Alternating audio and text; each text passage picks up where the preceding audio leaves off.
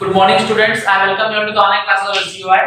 So yesterday I have discussed up to question number 9 of exercise 19A. One question was left into that exercise. Today I will be discussing that as well. Question reads that find the measure of the each exterior angle of a regular decagon. बोला जा रहा है कि एक decagon है उसके हर एक exterior angle की वैल्यू आपको फाइंड करनी है. तो मैं डेकागन से नहीं एक नॉर्मल क्वाड्रिलेटरल से स्टार्ट करूंगा. ठीक है. Suppose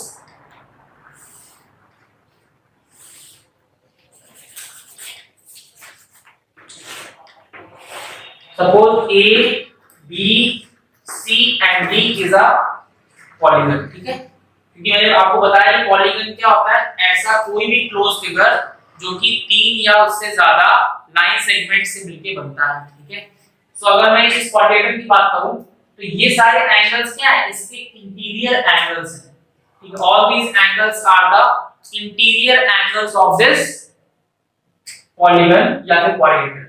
अगर इंटीरियर एंगल है तो एक एक्सटीरियर एंगल भी होगा, इंटीरियर एंगल है तो उसका एक एक्सटीरियर एंगल भी होगा, इंटीरियर एंगल है तो उसका एक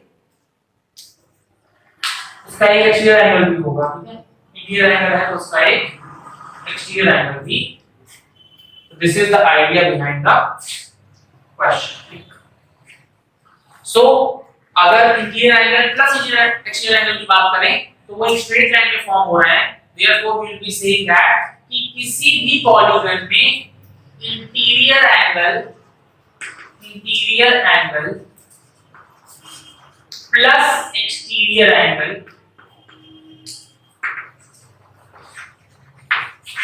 किसके इक्वल होगा, 180 के इक्वल. तो in any of the polygons the interior angle plus the exterior angle will always be equal to 180 degree. Why? Because both of these angles lie on a straight line. ठीक. Now अब question में आते हैं. Question में बात की जा रही थी डेकागन की, तो हमें बताना है कि डेकागन में हर एक एक्सटीरियर एंगल की वैल्यू क्या होती है. So for that हमको पहले हर एक इंटीरियर एंगल की वैल्यू फाइंड करनी पड़ेगी. So first of all क्या करेंगे, सम ऑफ ऑल इंटीरियर एंगल्स निकालेंगे. और डेकागन कैसा है, रेगुलर डेकागन है. रेगुलर डेकागन में क्या होता है, सारे एंगल्स क्या होंगे, इक्वल होंगे. तो sum of all the interior angles कितना होता है formula, that is 2n - 4 into 90 degree. Decagon में n की वैल्यू 10 होगी, तो 2 into 10 - 4 into 90. So this will give us 20 - 4, that is 16 into 90. 16 9 is 144 और 0, that means इसके सभी इंटीरियर एंगल्स का सम कितना होगा, 1440. अब बात आती है ईच इंटीरियर एंगल कितना होगा. कल बताया था मैंने, ईच इंटीरियर एंगल कितना इक्वल होगा, ये सभी एंगल का सम है और टोटल कितने एंगल्स है, 10. So we'll be dividing this sum by 10. So it will be 1440 upon 10. That means 144 degree. That means किसी भी डेकागन में हर, अगर रेगुलर डेकागन है तो हर एक इंटीरियर एंगल की वैल्यू 144 डिग्री होगी. बट उसने पूछा है ईच एक्सटीरियर एंगल कितना होगा, तो each exterior angle will be 180 degree minus interior angle. ये कहां से आया, यहां से आया.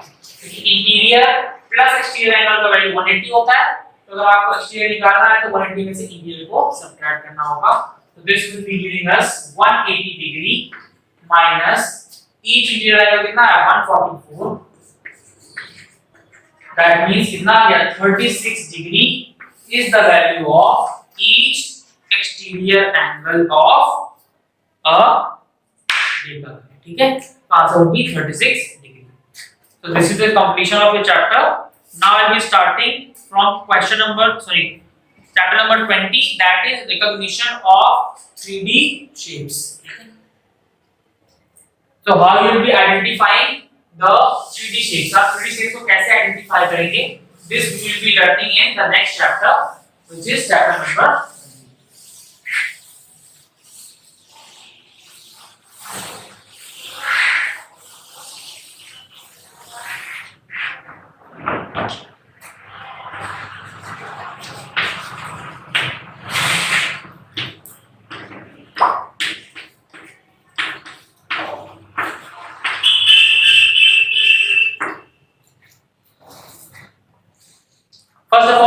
3D शेप्स की बात कर रहे हैं तो वो कैसे होंगे, सॉलिड होंगे। कोई भी 3D शेप होगा वो हमेशा कैसा होगा, that will be a solid. ठीक है, अब बात आती है सॉलिड क्या होते हैं।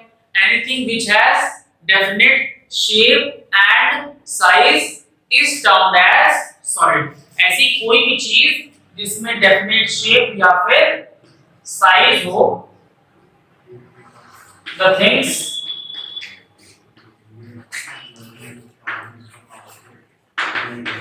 which have definite shape and size, ठीक है, ऐसी कोई भी चीज जिसमें डेफिनेट शेप या फिर डेफिनेट साइज होता है, they are the examples of solid. और सारे सॉलिड जो है they occupy space, they occupy space. They occupy space का मतलब क्या है कि उनका कुछ ना कुछ वॉल्यूम होगा, they will have some definite volume. For example अगर मैं एक ओपन कंटेनर की बात करूं, ठीक है, फॉर एग्जांपल आपके घरों में जो ऊपर टैंक होता है, that is example of what, solid. Why, because it has some volume जो वो वाटर कंटेन कर पाता है उतने वॉल्यूम के equal. So if someone asks you what is solid, you will be saying anything which has definite shape and definite size, that is known as a solid, and solids also occupy space. ठीक है, now अब ये 3 dimensional का मतलब क्या है, what do you understand by this 3D और 3 dimensional?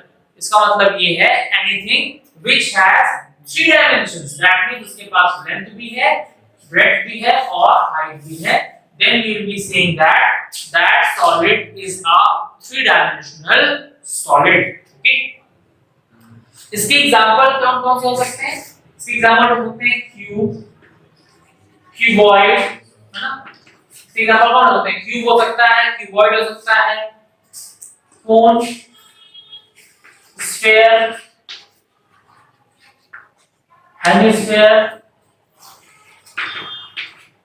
all these are the examples of solid, prism and pyramid as well। ठीक है, चलिए अब हम एक एक करके इन सभी सॉलिड्स के बारे में क्या करेंगे, we will be studying about these solids।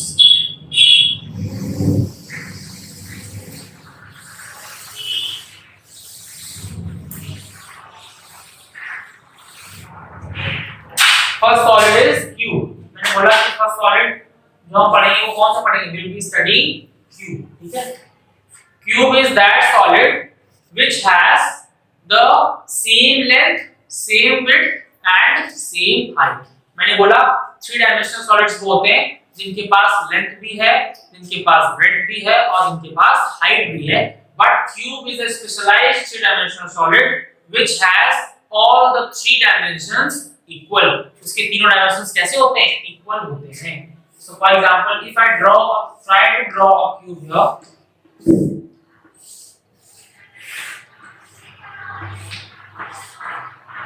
this is something like a cube, ठीक है, not that appropriate, but it's like quite equally likely, isn't it? ठीक है, so you can clearly observe कि इस फिगर के पास लेंथ भी है, this is length, ठीक है, इस फिगर के पास width भी है, this is width, और इस फिगर के पास हाइट भी है, it has length, it has breadth and it has height as well। Therefore we will be saying that this figure is a 3-dimensional figure। Speciality क्या है कि L और B और H सब इक्वल होते हैं, L equal to B is equal to H, इसलिए इसको हम लोग स्पेशल नाम देते हैं A, which is known as the edge of the cube। ठीक है, अब बात आती है कि किसी भी क्यूब में नंबर ऑफ faces कितने होते हैं, how many number of faces are there in a cube। next, number of edges कितने होते हैं, what are number of edges in a cube, and third is number of vertices in a cube, number of vertices। ठीक है, तो first of all हम सीखेंगे कि ये faces, edges और vertices होते क्या है एक्चुअली। ठीक है, तो number of faces क्या है, वो एरिया जो आपको क्लियरली विजिबल होता है, ठीक है, that is known as the face of that solid। For example, if we are talking about the cube, you all are very much aware about a practical example, that is dice. Dice is a practical example of a cube where you can clearly observe that all its faces contain a number on it, that is 1, 2, 3, 4, 5 and 6. Therefore, you can say that each face contains a number in a cube. Therefore, we can clearly resemble that a cube has total 6 number of faces. Okay? So, a cube has 6 faces. Next one is number of edges. Edges means number of sides, or you could say the number of lines from which that cube has been formed. ठीक है? ऐसे number of lines जिससे कि वो cube मिलके बना है, उसका बेस्ट एग्जांपल है कि अगर आप ऑब्जर्व करें, you are inside a room, तो सपोज कि आप एक क्यूब के अंदर खड़े हुए हैं, ठीक है? तो क्लियरली जब आप अपने फ्लोर को देखेंगे, you will be observing कि this is a form of square, और स्क्वायर है तो उसके 4 साइड्स होंगे या फिर 4 एजेस होंगे। जब में आप रूफ को देखेंगे तो आप देखेंगे कि रूफ भी कैसा है, एक स्क्वायर है, तो ऊपर भी कितने एजेस हैं, 4 एजेस। तो आपके फ्लोर में 4 एजेस और आपके रूफ में 4 edges, that is total 8 edges. बाकी आप देखेंगे कि हर एक कोने से एक लाइन जॉइन कर रही है नीचे वाले कॉर्नर को, देयरफॉर 4 लाइन हो गई, तो टोटल कितने एजेस हो गए, 12 एजेस। तो विल बी सेइंग कि किसी भी क्यूब में कितने एजेस होते हैं, there are total 12 edges. Now coming to vertices. Vertices क्या होता है? Vertices are practically the corners of that figure. उस फिगर में कितने corners हैं? तो clearly आप फिर से उसी सिमेट्री के अंदर जाएं, तो कितने 4 ऊपर कॉर्नर होंगे और 4 नीचे कॉर्नर होंगे। Therefore total 8 corners will be, ठीक है? Moreover इसके बारे में एक और चीज बताना चाहूँगा कि जो क्यूब है, that is the example of a prism. जो क्यूब होता है, वो क्या इसका एग्जांपल होता है? That is the example of prism. और कैसा प्रिज्म है ये? This is a square prism, ठीक है? So in our next class I will be discussing few more solids, and along with that I will be telling you the difference between the pyramid and the prism. Thank you.